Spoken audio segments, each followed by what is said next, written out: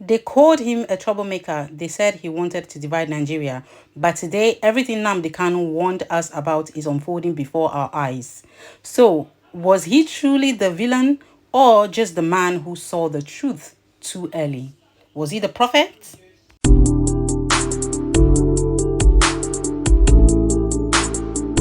You see the man displaying his picture here. That's our Mazi Nnamdi KANU. Everything that is happening in Nigeria today in regards to the Fulani attacks here and there, the country is boiling at the moment like never before. What is it about? Fulani here, Fulani attack there, everywhere. Somebody saw these things long time ago. He spoke about them, but he wasn't taken serious. So many people said he was calling for separation, he was calling for violence. What's the storyline today? Does Nnamdi KANU not deserve to be tagged prophet? But one thing that baffles me is, how did he even know all these things in advance? He said these things years back, and years later we are in the middle of it. Fulani's wahala, Fulani attack. Mazi Nnamdi told Nigerians to expect it and be ready for it. Perhaps prepare yourself for it or be taken down easily. Now so we see him. Meanwhile, let's go back to what he said then. That is the price you pay for treachery. That is the price you will continue to pay until you rise up and say enough is enough. It is up to you to do it. You did it during NSAS. You can do it again. Can you imagine Fulani people telling you, if you remove Fulanis from Yoruba forest, imagine Fulani telling you, if you remove them from your ancestral lands, there will be war, and you are panicking, and you have not asked yourself, why are they not saying the same thing about the East? Why did they not say to Eastern Security Network? Why did they not say to me, if you don't stop evacuating Fulani terrorists from the forest, there will be war? Because they know, they understand psychologically that you don't have what it takes to resist them. Your lives are being taken away from you. Your forests are being occupied. Your mothers are being raped. Your daughters are being abducted. And the whole national government, presidency, is supporting such people. And you're telling me that Nigeria is viably sustainable. Is that what you're telling me? That somehow this contraption is sustainable, it is viable. It can never be. Because the more you stay in one Nigeria, the more you are inviting the Fulanis to take over your ancestral lands, to take over your villages, and to make life a misery for you. That is the end game. That is the outcome. If you doubt me, go and do a bit of research. Ask yourself, who are the Hausa people? Who are the Nupe people? Who are the Bachama people? All of these people were steamrolled by the Fulani march to the Atlantic Ocean. And now they're in Yoruba land. They're in their forests. They are in their forests. And who is going to drive them away from there, if not the Yoruba youths? Forget about your useless governors. Your elders are very strong. I love Yoruba elders. The way they behave, the way they talk, very, very strong. They say they support Akeredolu. This is the governor of Ondo State. They support him in what he's doing. People must come out to say that enough is enough. When you travel to the north, do you live in the forest in the north? The Igbo people in Sabongeri in Kanu, are they living of course it's Hausa land, are they living in the forest? They came to the town, they work very hard, they build houses, they build mansions, they develop the entire place. Is that not what they do? What are Fulani people doing in our forest? Nobody can answer that question. They say that they're pastoralists. World aspiring to be a member of the UN Security Council, where you move cattle from place to place. Are you people well at all? You so-called Nigerians, are you normal in the brain? I'm asking you a simple question. Show me a country that aspires to be in the 21st century, moving cattle from place to place, telling me they're grazing. Which country is that? Please tell me. These are people they have prepared for you to sell you down the drain. By the time the Fulanis are done with you, believe you me, if you don't rise up now to fight for your freedom, by the time Fulanis are done with you, you'll be more useless than a Hausa peasant doing Babiala somewhere in Zaria. So tell me, what is a lie? What exactly among all what Nnamdi KANU said in this video you just saw that is not happening today? Tell me, what is this man's offense? Why is he still in detention? He only saw the future and he told Nigerians about it. Since he saw Nigerians as people that lack leadership and weren't ready to defend themselves other than surrender to the Fulani Caliphate, he wanted his people not to be a part of this disaster. But they wouldn't listen. Rather, They tagged him terrorist, rebel, and they arrested him, and he has been in detention. Why he is in detention? We are the middle of everything he spoke about. And tomorrow we think Nnamdi KANU does not deserve an apology. Anytime I look at this man's video, I just look at Nigeria and what I'm beginning to like. So everybody that had the intention of saving this country has either been bite or been arrested and in prison. That is the story. When you have a good intention for Nigeria, the two places that is most likely to be your destination is either the grave or in the prison. And you think the country will ever survive like that? Nnamdi KANU or the people that have detained him, who ought to have been detained? I leave the question for you at my audience. The comment section is open. And as for you that will come to the comment section to type rubbish, maybe because you are a tribal bigot, Amadioha, Ayelala, Ogun, Shango combined are waiting for you. Only sense will be accepted there. Nonsense won't be tolerated.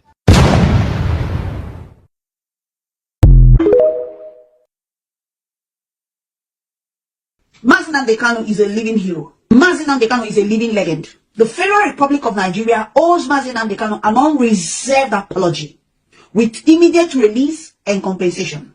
I'm saying this because when he was talking about the Fulani trying to take over Nigeria, it was as if he was blabbing. People could literally say, this guy is a noisemaker, he's talking gibberish. Nobody took him serious then. What is happening today? Today, even the so-called northerners, the houses now, we don't even get to hear their voice. Fulani already successfully took over the north. Fulani is in middle belt. Fulani is in southeastern part of Nigeria. So Fulani is in Ebonyi state. Fulani is in Enugu. Fulani is in Abia state, Imo state, some part of Anambra state. Fulani is in Delta. I learned that in Delta, they will buy your land by compulsion, build and then forcibly become part of the community. And you don't dare do anything. That is in Delta. Fulani is in Edo state. Fulani is in all parts of the west. I think excluding Lagos state. Fulani is in Oyo state. Fulani is in Ondo state. Fulani is in Bayelsa state. Timaya tweeted about it the other day. And Fulani is invading Nigeria in each passing second. Mazi Nnamdi KANU is a man of great insight. He was talking about it. When he said that Tinubu wants to become the president of Nigeria, I think Tinubu was still the governor of Lagos state then. We didn't see it coming. Today, what is happening? Tinubu is the president of Nigeria. This man has seen this thing. And when he was talking, nobody listened to him. This detention of Mazi Nnamdi KANU is a gross infringement on his right as a human being, as a British citizen, a Nigerian citizen, or Biafra citizen. He should be released with immediate effect. He should be duly compensated. And he should be apologized to. Public apology that will go all around the globe. Because he was talking about it. I want you to listen, watch this video. Anywhere you have Fulani headsmen, terrorists for that matter, they tell you, oh, they are pastoralists.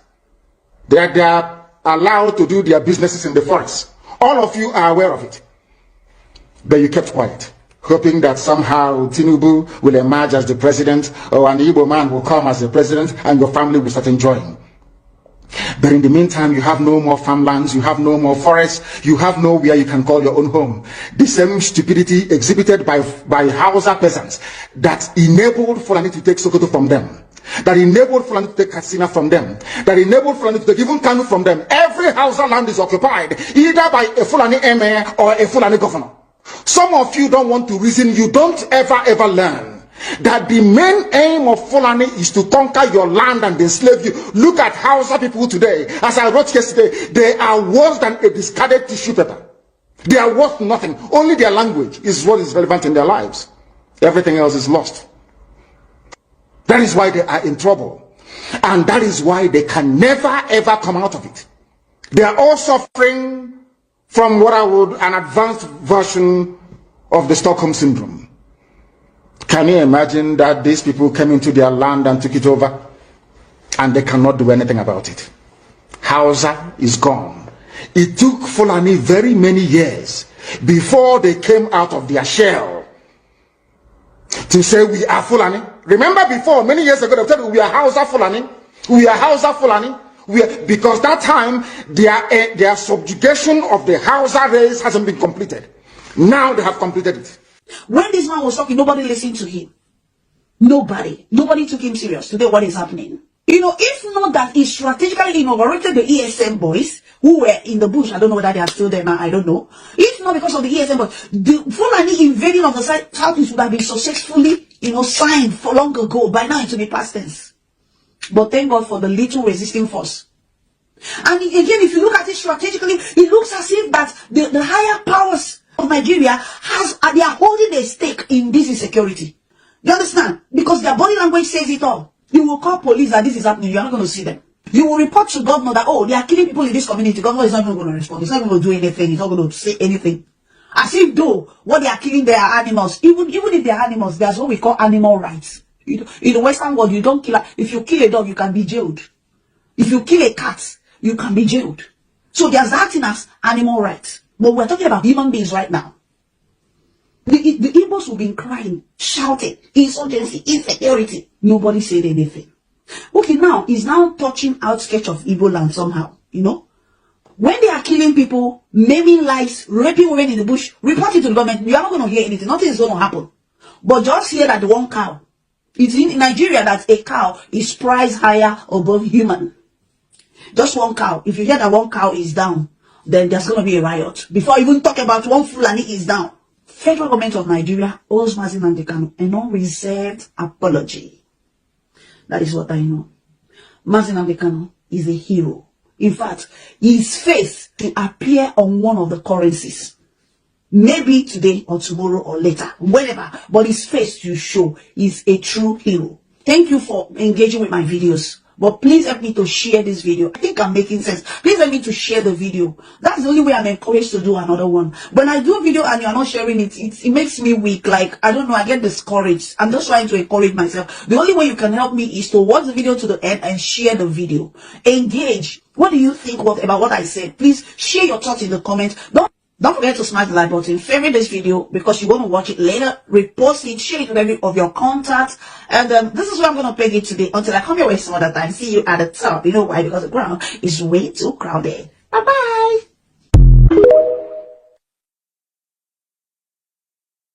The Mazi himself, Nnamdi KANU, said the same thing some years ago, that we should protect ourselves against Fulani herdsmen, that nobody is coming to save us. We are the one that will save ourselves. The same thing, part of the reason why they are holding Nnamdi KANU till today. Person we don't free since 2022. The court don't strike everything off. It was supposed to be free. They are still holding him. They are still detaining him. DSS or God come outside is telling us the same thing now, that we should protect ourselves against Fulani herdsmen, and they not do anything. No. Why are you holding Nnamdi KANU? Everything where Nnamdi KANU talk, everything where he talk, it happen right in front of all of us eyes. Nnamdi KANU still their life. He never find all the prophecy he gave us is happening. So why are you holding Nnamdi KANU? Why is still Nnamdi KANU in your custody? Free Nnamdi KANU now. But evil will come back to haunt you. All of you never knew that IPOB and this Biafra movement was for your liberation. Some of you saw maybe the oil and gas from Biafra land. If they go now, we'll have access to oil and gas. In the process of having your eyes fixated on oil and gas, your forest is gone. Do you understand it? There is nothing more precious in life than freedom. Freedom is very important. And I need you to understand this very morning. Every Yoruba person supporting Fulani, you are setting up yourself to become like the Hausa people. Remember when Hausa was supporting Fulani? We are Hausa Fulani, we are Hausa Fulani. Where are the Hausa people today? I ask you. Where are those Hausa people today? Do you see them anymore? They're saying we are Hausa Fulani, we are Hausa Fulani. Do you see them again today?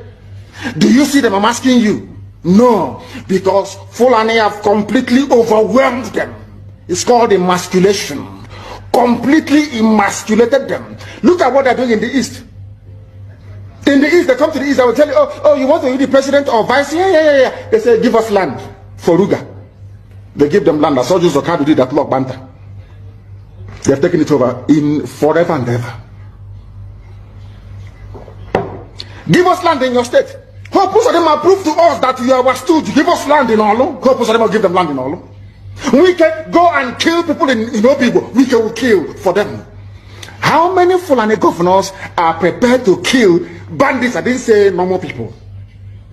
I'm talking about armed, dangerous bandits. How many Fulani governors? Go and read your newspapers, you will see it there. Fulani governors are negotiating with them, giving them arms, giving them vehicles, making sure that their life is no longer a misery. But see, they come down to the south.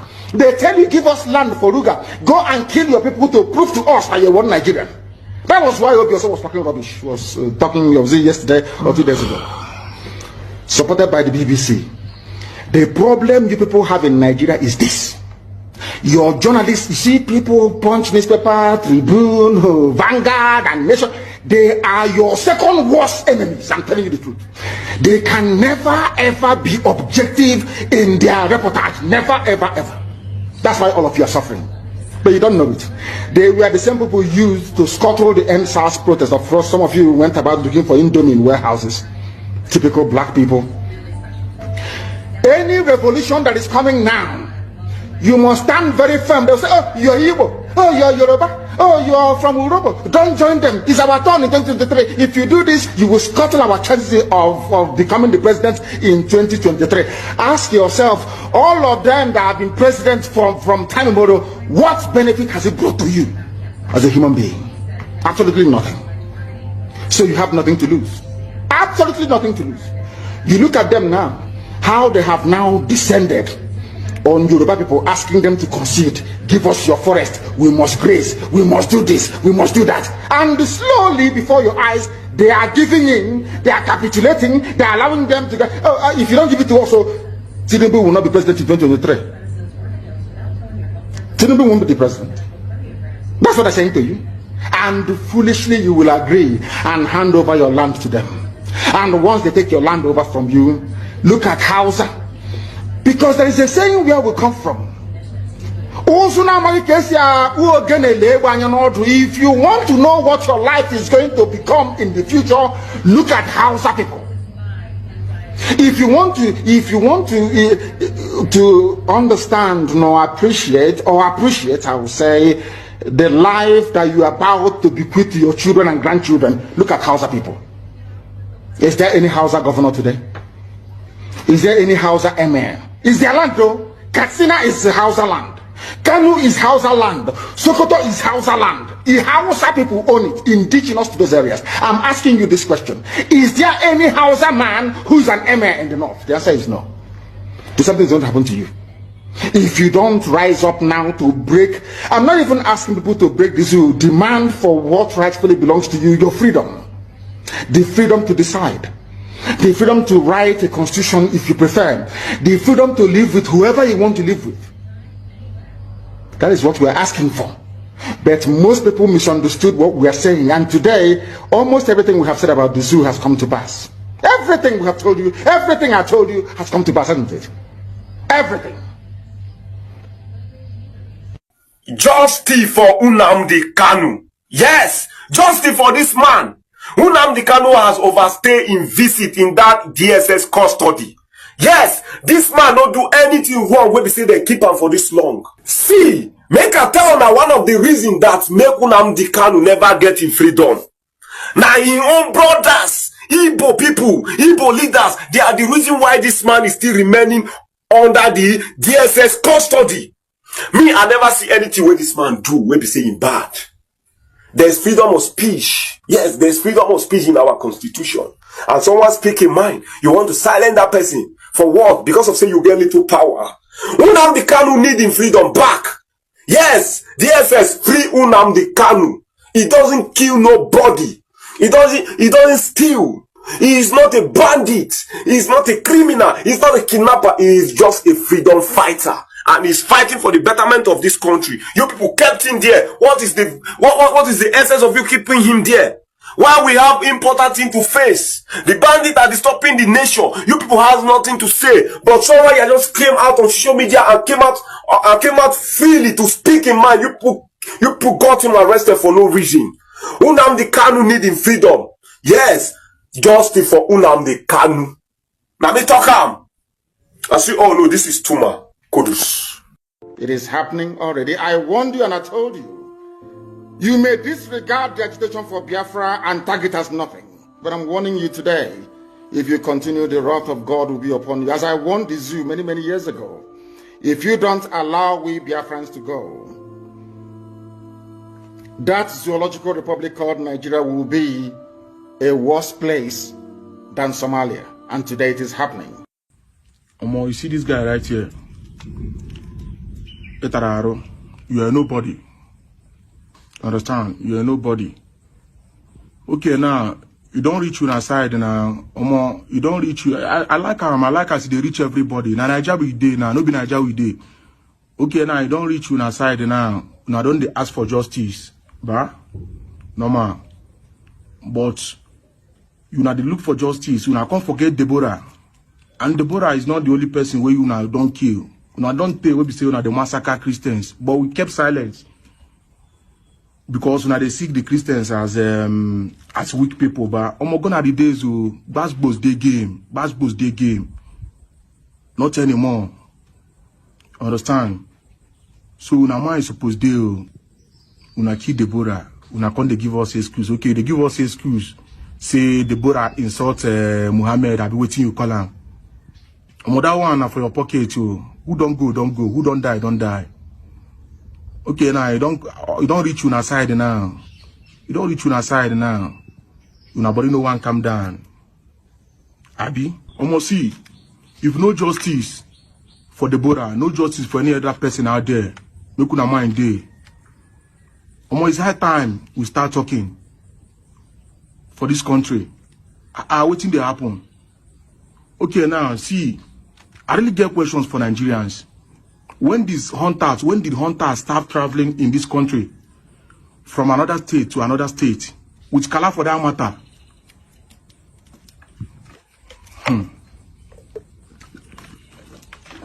gonna make una mind go the day.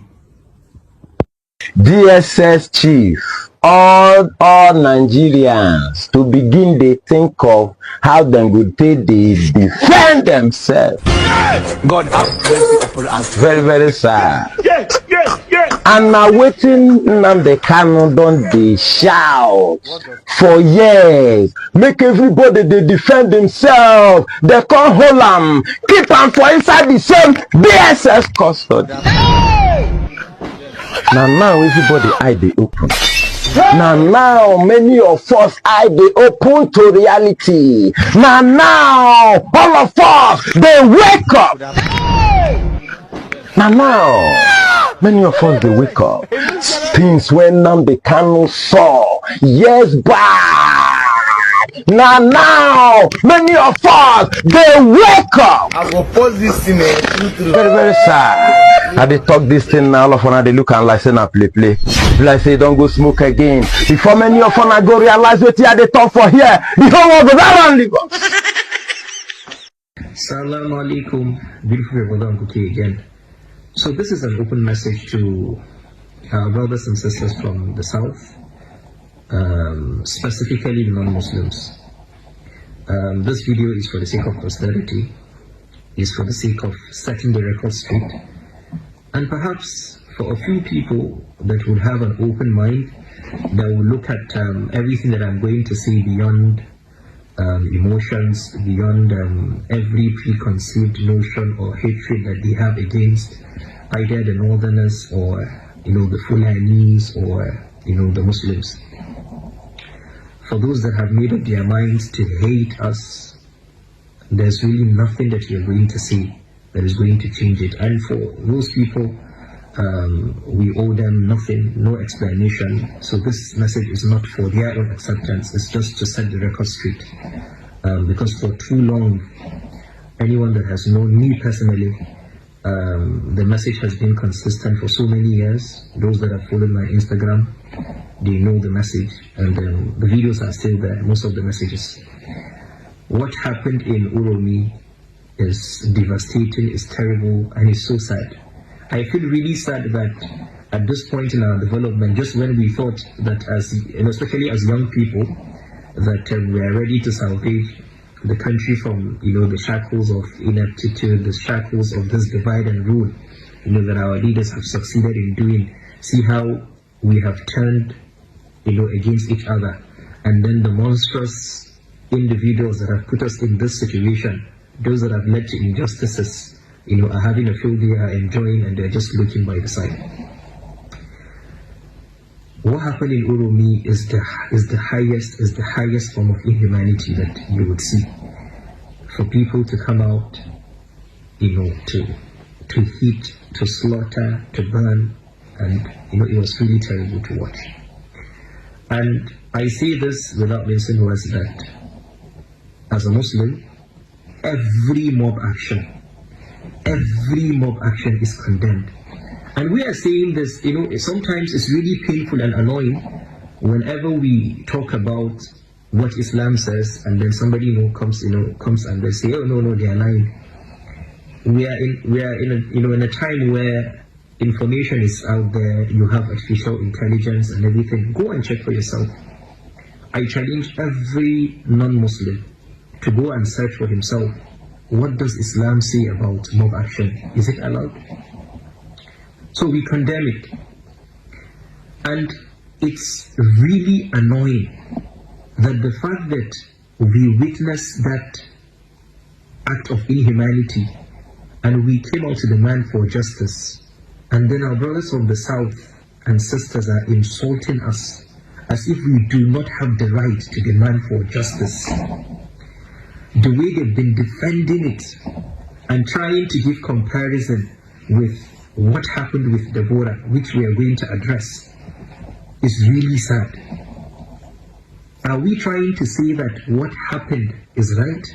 Are we trying to say that this act of injustice, this act of inhumanity is justified for any reason? I wish to categorically state that at this point, personally speaking, it's there on my Instagram. In the year 2021, in January, my uncle was killed by bandits. My uncle was killed by bandits. I have an uncle who is in Bauchi, who has lost his eyesight due to the effects of, the activities of Boko Haram. The atrocities of bandits, the Fulani bandits, and all other bandits has affected more Muslims, more Northerners, more than any other region. Look at the activities of the likes of Bello Turji and the number of people they have killed, and then including a first-class area, the Sarkin Gobir. And as Northerners, we have always come out to condemn these people. And it was sad to see educated people that we know. And it was even more sadder that most of these people, or some of these people, are people that we meet on a daily basis. Even on Salah, they tell us, Barika di Salah, we eat food together. And for us, we think all is well. But we saw that one of the major justifications that were given, or one of the that was given, was the fact that Fulani have been, did they buy us, did they kill us? So are we trying to say that if a Fulani man who is a bandit kills you, then any other Fulani man is responsible? Is that what we're trying to say? I'm not even going to bother myself to begin to give a distinction of who a Hausa is, who a Fulani is, because for a lot of people that are from the south, they don't even bloody care. But that's not even the issue. When a Fulani bandit, if the accusation against a Fulani bandit is that he has killed, is that he has raped, is he doing that on behalf of the Fulanis or on behalf of Islam? Why then will an innocent traveler moving on the way be attacked? Remember, this isn't the first time, and that's what people fail to understand. We have numerous cases. Look at the case of Harira, the lady that was killed with her kids. What was her offense? What was the crime that she committed? Her crime, she was a northerner. She was called a Fulani. She was killed. Did you get this kind of reaction? We didn't. What happened to Ahmed Gulat? He was killed by unknown gunmen. Why? All of these issues are there. We struggle with banditry. Banditry has almost taken over the northwest. It has almost taken over some parts of the north central. If not now that things are gradually improving in some parts. The secure north, if you go check our posts, how we have been coming out to cry, even during the time of Muhammad Buhari. But every single day, we are victims, and then when things like this happen again, we cannot come out to say that if an act of injustice will be condemned. How can we move forward as a nation like this? How? Suddenly it has become criminal for you to be a Fulani? So a bandit, a criminal, let's think about it.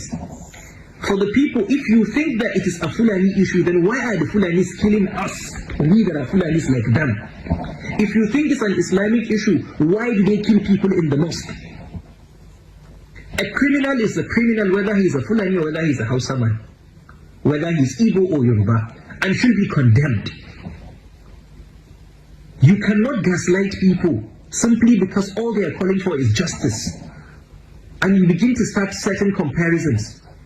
The first thing, the first relevant issue when a crime is committed is number one, is it a crime?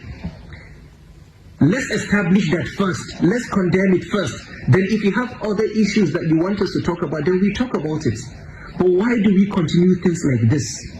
How can we move forward as a nation if we continue like this? The stereotype against the Fulani, the stereotype against Muslims is too much. The Islamophobia is too much. It's too much. Almost a lot of accounts are coming. Oh no, Fulanis have been killing us. So are you trying to say that if a Fulani, remember, this has happened in different parts. Even in Jos, it has always been an issue. Remember the case of Sheikh Bahir Bauchi, where his students were passing. There was an issue between, I think, the Muslims and non-Muslims, and then suddenly the road was barricaded and then they were killed. Since when has the offense of one person, why should the offense of another person affect you who is innocent? And that is what we are saying. Wallahi, if what happened to these people in Uromi had happened to Bello Turji and other bandits terrorizing the entire country, wallahi, no northerner is going to get up to tell you that what you did was wrong. We are all victims, but then to complain, to talk about it has become an issue. Let's go now to the issue of Deborah that has been mentioned over and over and over again. What happened during the case of Deborah? And I would like to give a very simple example. One scholar in the north, which a lot of non-Muslims do not like, they link him to Boko Haram and kidnapping, Sheikh Ahmad Gumi. He was amongst the very first who came out to condemn the action, to condemn mob action. Even though, and I want Muslims, non-Muslims to know this, even though the offense of blasphemy exists in Islam, it exists and attracts a capital punishment. And when we say this, it is not as if it's anything new having blasphemy laws. Blasphemy laws exist in Christianity. But even where blasphemy is committed, even when it is committed, mob justice is not allowed in Islam. So to the people that killed Deborah, was it right? No, it was wrong. As to whether the reaction was similar to this, assuming you say that, oh, you didn't get the desired reaction, we say that was wrong, that you didn't get that reaction. However, does that in any way, or are you trying to say that the killing of the people in Uromi is a retaliation of what happened to Deborah? Is that what we are saying? Let's stop all this. It doesn't make any sense when we do things like this. We want to have a nation that we all should be proud of. We know that we have differences, and that's what I've always maintained. Let's look at our differences. Let's know if, as a community, as a tribe, as an ethnic group, if you have certain red lines that people shouldn't cross, and peace is going to reign. A Muslim, a northerner, should be allowed to move freely in every part of the world, in every part of Nigeria. I want to use this opportunity to say that if you want us to even have a better conversation around this, I've spent more than 10 minutes. We'll have this conversation. Let's organize spaces. Let's talk responsibly, reasonably, and understand. Nigeria cannot continue like this. Being a Fulani should never be a crime. And the demand for justice for the Uromi, we will continue to demand for this justice. And kudos to the governor of Edo State. He has really handled this matter very well. And he had to even explain to his people why he had to visit, the victims, which is really sad. We commend him for his efforts. We commend everyone that is making efforts to ensure that justice is served. And we condemn every act of mob action, whether it's by a northerner, by a Muslim, or by a Christian. And we pray that Allah subhanahu wa ta'ala will make things better. Assalamu alaikum. Back then, when Nnamdi KANU spoke up, many Nigerians dismissed him. They painted him as a threat, a man bent on destroying the country. But now, Nigerians are beginning to see clearly. Everything he predicted about the country, the state of insecurity, it's happening word for word. They labeled his supporters as terrorists, but what was he really agitating for? Justice, fairness, equity. He was speaking out against the marginalisation of his people. And let's be honest, why is he being held? Is it really about national security, or is it about a long-standing hatred that traces all the way back to July 1967? The treatment of the Igbo people speaks volume. Just look around us today. Fulani men are openly seen carrying weapons, walking around without fear. But let that be an Igbo man. You already know how that would end. Two different standards, one country. Okay guys, if this message hit home, let's keep the conversation going. Drop a comment, like this video, and most importantly, share it because the truth must be heard. And don't forget to subscribe and turn on your notification bell so you never miss another video. Thank you, and I will see you next time.